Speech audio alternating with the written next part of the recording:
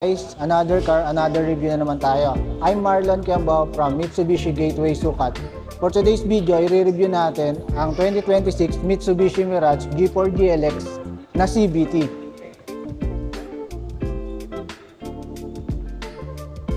Alam nyo ba kung bakit mabenta ang Mitsubishi Mirage G4?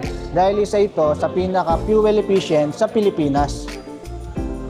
Isa sa mga na-enhance sa 2026 Mitsubishi Mirage natin ay ang projector headlight natin. Before, naka-halogen lang yan.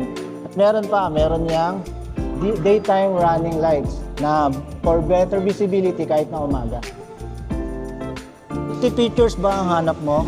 Hindi papahuli ang Mitsubishi Mirage G4 dyan dahil meron tong active stability control at hill start assist.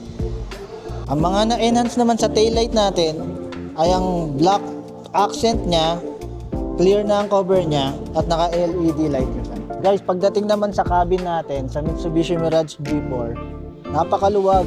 Tignan mo naman yung legroom saka yung headroom. 5'9" na ako nito Sobrang luwag niya, guys.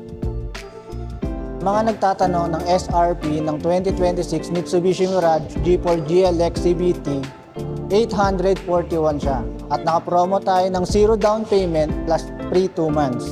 Kaya kung interesado kayo, message nyo lang ako. I'm Marlon Kiambao from Mitsubishi Gateway Sukat.